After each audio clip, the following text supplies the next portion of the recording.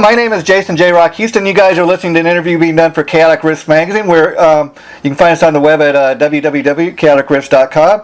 It's my great pleasure to be speaking with guitar player Mike Moore. And Mike, you are one of the guitar players in Juan Croucier's new band. How you doing tonight? Awesome. How are you doing? I'm doing great. Now, I guess the best place to start this interview off is, have you guys come up with an official name for the band? Because it's been going by the name of the other voice of Ratt, but is that the official name? Well, right now it's under Ratt, Juan Croucier. Oh, okay. And that's what we're starting off with. Eventually we'll probably morph into something else, but... Okay. Well, that's... That'll be down the road. Yeah, that's, at least, that kind of lets us know, who we're dealing with here. And I understand... exactly. I mean, it's all, it's obviously Juan's the guy, been around forever, and, has an awesome band, Ratt that everybody knows, so... Yeah, and then I know Pete Holmes is also from Black and Blue is also in the band. So I was curious, any chance you guys will be doing any Black and Blue songs, or you pretty much sticking to the Ratt material? Yeah, we're starting off with just the some core awesome Ratt songs, and that's what we're doing. We're not doing any Black and Blue. Okay. Pete Holmes is an awesome drummer, great guy. Yeah. And now let me ask you, how did you come to be part of this project? Well, they were looking for guitar players for quite a long time. Pete and Juan hooked up, and they decided that they wanted to get a band together, a serious long-term band. So they decided, they'd start looking through some people that they knew, and they did that, and, had some people that have been in the business a while, but location was the thing they thought about, because if you have a band that's going to be a serious band, you gotta, rehearse and hang out, do the band thing. So they wanted somebody that was within distance to be able to practice and rehearse, so, some of that counted out people, and then they did open auditions, and that's, I know a friend of Juan's named John was, and so he turned me on to Juan, and I auditioned just like everybody else, and went there and auditioned by myself, and then they gave me a call back with somebody else, and we auditioned together, and in the callbacks, and there was about 6 of us called back, and then they narrowed it down. Okay, cool. And now, what was the audition process like? I mean, when you went down there, did you kind of know all the Ratt material, how to play it already, or did they kind of just fire off, song titles? I mean, obviously I was a fan when I was a kid, so that all played into it. That was all good, but I never learned it seriously though. So they, gave us like 3-4 songs to learn. So it was just a solo audition for one person, so you had to learn both parts, and or a combination thereof. And then you audition by yourself, and I know there was at least 150 or more personal auditions they did, and they did a lot of hard work, and 6-8 months or whatever auditions that they went through, and narrowed it down, and to the best fit. So let me ask you, when you were, during your audition, the day you actually went down there and auditioned for the band, what kind of thoughts do you have going through your mind? I mean, as you're auditioning for them, did you think it was going well? Did you kind of think, it's great to come down here and do this, but I'm probably not going to get the gig? What was your thought process like? My thought process, really, I mean, I was always a Juan Croucier fan. I mean, he's awesome stage presence, and I'm kind of a stage presence monger myself. So, I was like awesome, and I saw him a bunch of times. Matter of fact, Stephen Piercy's cousin lived right across from me. Wow. And so, we used to go see him all the time in Irvine Meadows. So that was cool, and at the country club, used to hang out with Stephen Piercy and Robin Crosby. So, total fan my whole life, and so it was definitely right up my alley. Something I can definitely handle and do, and have a big passion for. So, I mean, I was excited to do it and audition, and they're such awesome guys. Level-headed, totally cool. Wow. So let me ask you. When you say you hung out with Stephen and Robin back in the day, was more so as a fan, or did you actually know the guys? I didn't know the guys per se, except as I said, Stephen's cousin lived across. I met him a couple times backstage at Irvine Meadows, and said I just ran ran into him at the country club because I used to go there a lot and hang out in Hollywood. Uh-huh. And they would just be there hanging out, and so we kind of knew each other as, oh hey, you'd be there every week or so. Yeah. So just hang out with him in that respect. And so let me understand. So in Juan's band, you're going to be the only guitar player. Is that correct? There's 2 guitar players. Okay. There's Tony Allman and me, Mike Moore. Okay. And do you play the leads, or does Tony play the leads? We do both. Oh. He's playing Warren's part. I'm doing Robin's part. Oh, okay. And let me ask you, because both Warren and Robin, they were 2 of the key songwriters in the band. So so like, is Robin's guitar parts, or would you say they're as difficult as Warren's are to learn? If you're talking solo-wise, obviously Warren took more of the predominant lead role. Yeah. As it went on, but they were a little more even back at the beginning. Yeah. And what was the point? But his integral rhythm parts were such a big sound of Ratt, and I'm glad to bring that back into focus. Yeah. Better, so. And what was the point when when Ratt first came on your radar? I mean, like, what was the album out at the time? What was the first song? Do you remember that you ever heard by the band, or the album you first got? I first heard the EP. Oh, okay. Wow. Yeah. So Sweet Cheater and Tell the World and all that, Walk the Dog. And, that was I started off on that. Oh, cool. So you go way back in the day. So as far as a fan, 80s, yeah. And let me ask you. So that EP stuff was really heavy. I mean, and then once you heard like Out of a Cellar, it was a little more commercial and polished. I mean, what did you think of that? Sure. I enjoyed that too. Yeah. I like Ratt. I like Crew. I like Wasp. So it was all up my alley. And the thing I think about Ratt, what makes it such a great band, is, the band, came out with their first EP like 1983, and here in 2015, we're still talking about them. And part of the reason is, if you put on any Ratt album, they're just really great songs. They got great hooks. I think anybody that's a half decent musician can get up there and play these songs. And if you got a decent singer, decent guitar player, I think people just love hearing the songs because it's just so greatly written. Yeah, it's amazing the amount of hits they actually had. Uh-huh. It's quite extensive, and with the harmonies all built in, it's quite an awesome catalog to be able to play from. Yeah, and I recently heard like Bobby Blotzer do an interview where he's saying that all the other guys in Ratt, they just want to play all the songs that were videos, all the singles and stuff. But like you said, when you just do that alone and you realize, okay, they've had that many videos, that many singles, it just boggles the mind that because a lot of bands they don't have that kind of success. Right, definitely. Yeah, definitely had a longevity and. Not just a one-hit wonder, without doubt. They had multiple hits and real good songs, excellent hooks, great harmonies. It's fun to be playing with Juan because he really, he sung all the harmonies on the albums, and he really knows the intricate parts of it. Yeah. Now I don't know if you want to get into this, Michael, but I was curious. When it was first announced about this band in early August, I think around early August, as I said, I think around the 4th and that. Immediately right away, Bobby Blotzer goes on the attack, saying, don't you guys dare use the name Ratt and this and that, and trying to put a stop to that. Was there any concern from Juan or anyone else involved with the band about oh my God, he's going to put a stop to this?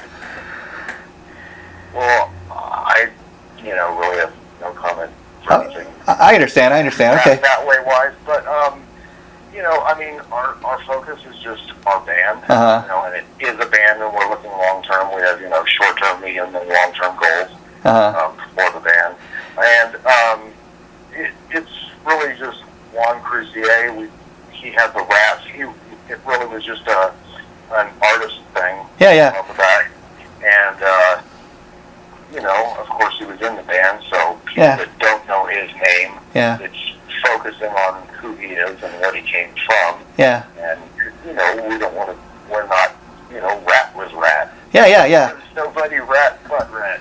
I will. We're just representing the music the way, Juan wrote quite a bit of music, so he understands how the intricacies of it are, and Yeah. it's a really good example on how to perform it the best we can. Yeah, I hear you, and if I could just put my 2 cents in here, even from my perspective as a longtime Ratt fan, from what I gather, there's one person in the band kind of, that is very difficult to deal with, and I think that has a lot to do with why, Juan and some of the other guys, walked away from Ratt. But I personally think, Juan, Steven, especially Warren, if anybody has as much right as anybody to play that music, just talking about Juan himself, he's one of the principal songwriters in that band. He a lot of that rap music he played a role in creating. So, you call whatever Juan Croucier, whatever you want, but he's got just as much right, I think, to put this music out now.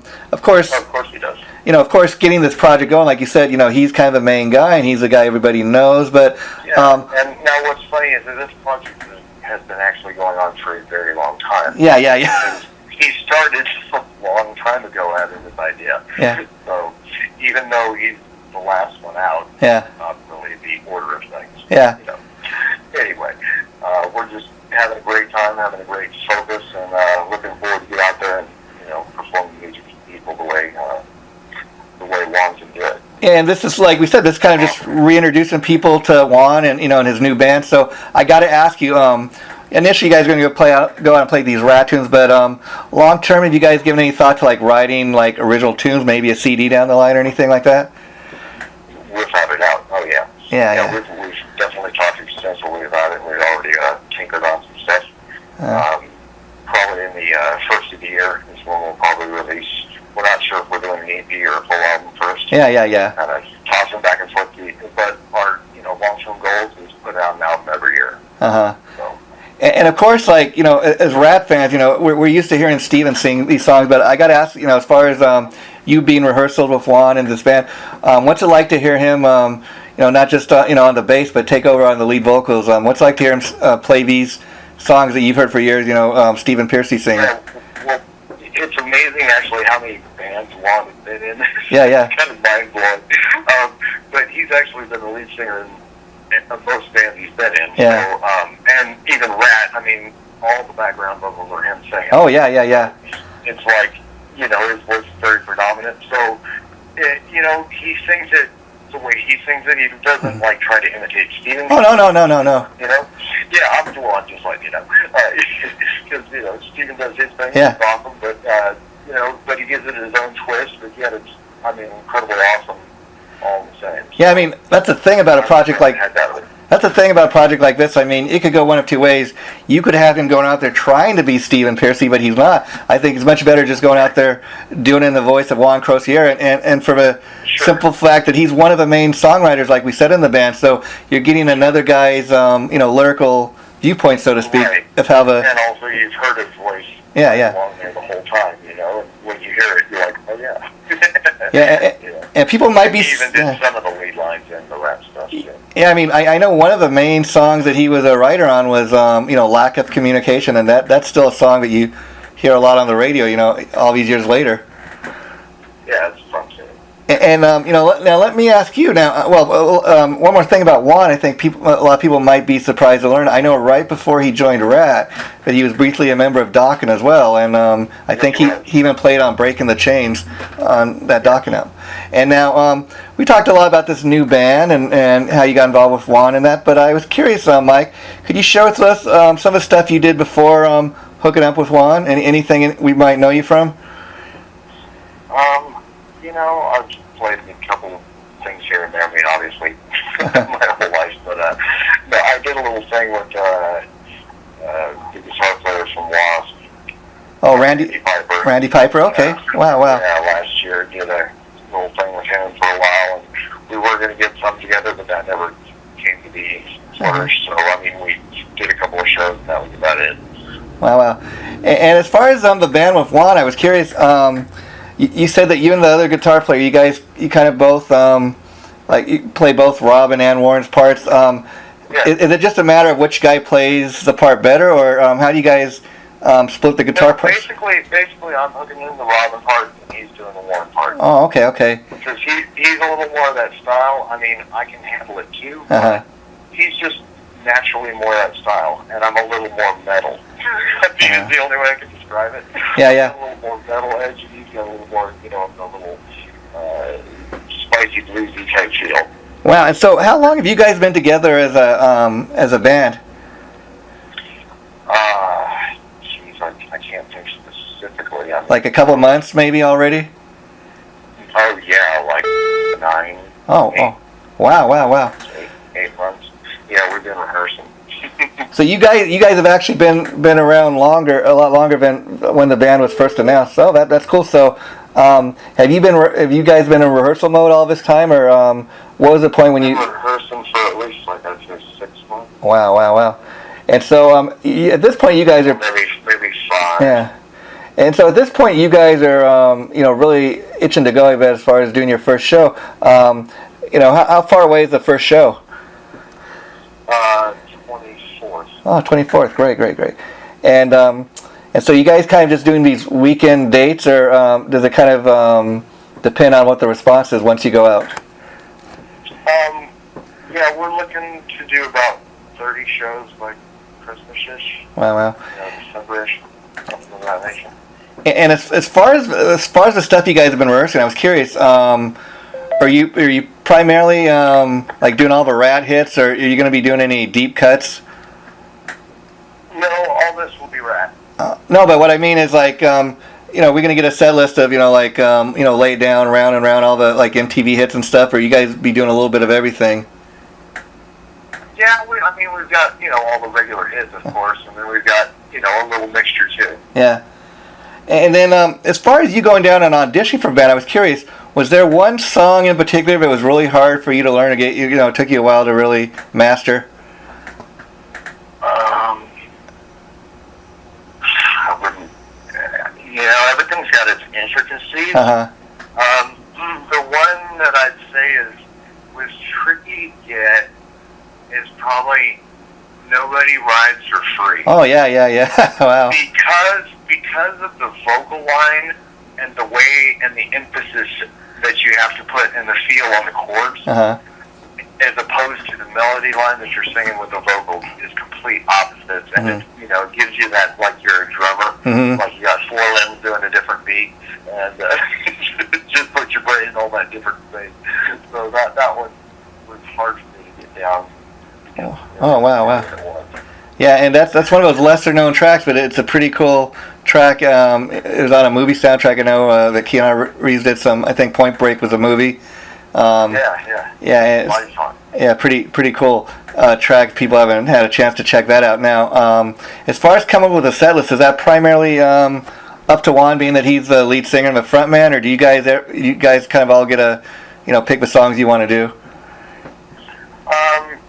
They had what they wanted to do. Pete Holmes and Juan was focused on kind of the vision they had from the get-go, and they were just looking for the right people to put in place and have the same type of vision and outlook. And one thing I'd imagine that Juan's got to be enjoying about this new project, as opposed to the last few months of Ratt or whatever, last couple of years of Ratt, is it seems like you guys got a great chemistry and everybody's getting along. That's got to be a great feeling for him. Yeah, it's like a blast. I mean, it's fun to go to work. You can work hard, but you can giggle and just have fun all the way through it. So sure, And of course, you're a professional musician here, Mike. But I got to ask you, what's it like, to go from being, a fanboy, if you will, like you said, you grew up on this Ratt music, like a lot of us, to actually be playing the stage now with the bass player in Ratt. That's got to be a, kind of an amazing feeling. It's fun. Yeah. Because some of the bass riffs, are friggin' awesome, and I've heard them, and I know them, but to sit there and watch them, 1 foot in front of my face as we're doing this totally awesome riff, I'm just like, oh, that's so freaking cool. Yeah. So And you know, most or I was curious, are most of these shows are going to be headlining shows? Or are you guys going to be opening for different bands? I'd imagine maybe you're going to be primarily headlining shows. Primarily headlining, but you know, we could do an opening for somebody bigger, of course. Yeah. But, and so, I'm opposed to that. and so, how important would you say the internet has been to help in helping you guys to promote the band? Has it really helped you guys? Sure, it's a great launching pad at first because you can reach more areas than you could and more people personally than you could in the past. Yeah, that's definitely a plus. And as it goes along, you know, it helps with the YouTube thing because when you do performances, then they can be put and aired and people can check it out and stuff. So that's always nice. And you know, you guys haven't even hit the road yet, and I'd imagine you kind of encountered this already a little bit. But you know, the Ratt fan base, you know, they're really diehard. So a lot of times, you know, you get the fans kind of arguing about these, you know, the different band members' various projects. Do you kind of wish that they would just kind of, you know, come and check the different bands out and you know judge for themselves rather than kind of fighting like that among themselves? Yeah, you know, I just, as I said, you know, YouTube can kind of maybe break some of the barriers of things, but Yeah. I'm, you know, I know what our band has at heart, and it's all we think about is the music and the fans and doing it right, doing it justice, you know, and representing it to the best way we can. Mm-hmm. And, you know, we've been working really hard and we can't wait to get out there, man. Yeah, and, you know, it's hard. I realize that none of you guys really want to focus on the negative, but I got to tell people listening to this, you know, I can only personally talk about my own, you know, experience, and probably like you, Mike. I've been a huge Ratt fan for many years, and like we were talking earlier, this band they just have great songs with great hooks, and you know they're very singable. You know, a lot of the Ratt tunes, and I think it's very sad that the band kind of, you know, ended the way it did. You know, and from what I've been able to tell, it's because of, you know, one guy's inability to get along with other members of the band. And you know, personally, Matt, we don't need to name names, but you know, the one guy, I personally had an experience, you know, when he kind of recently went online, you know, badmouthed some of the other guys. I just said, you know, why you have to badmouth, you know, these other guys that weren't in the band? And he kind of told me, oh, you know, F you and shut up, you don't know, you know, Juan's an idiot, Steven's an idiot, and you know, I'll just leave it at that. But you know, I thought, you know, one guy, you know, it's obvious that this one guy has an attitude problem, and the other guys kind of just walked away. And I think, you know, if this one guy talks to his fans like that, you know, more power to you, I guess. But that's why, you know, I think it's great that Juan's doing his thing and Steven doing his thing, and you know, Bob's doing his thing, and you know, the Ratt things kind of decide for themselves, you know, by say, you know, give it all a chance, give it all a fair chance. That's what I think it's about. Yeah, definitely. Yeah. There's, you know, I don't know when, but I know down the line, I know he's going to do at least a couple shows with us, so that'll be a fun little side thing as well. Oh, that will be totally cool. Yeah, because I've even recently heard Steve, you know, talking online, you know, doing these various interviews, and he's saying that, you know, he plans to do something with Juan down the line. So I think it's cool that the other guys can kind of remain friends in that. And now I got to ask you, like, what did you think about Carlos's playing on the last Ratt album, Infestation?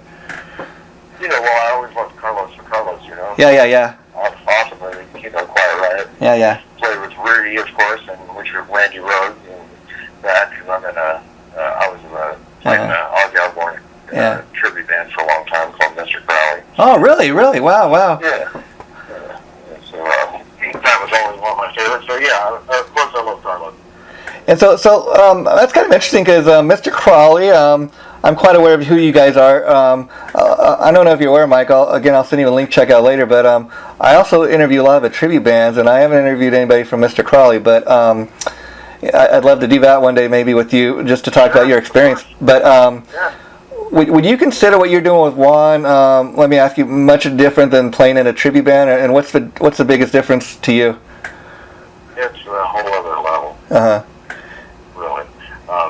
You know, tribute bands are great, but you have to dedicate your life to it. And, you know, Crowley's awesome, and we have awesome musician. There's somebody who's like, Jimmy, the drummer, dedicates his life to it. Some people can't because they have regular jobs, and that's cool too.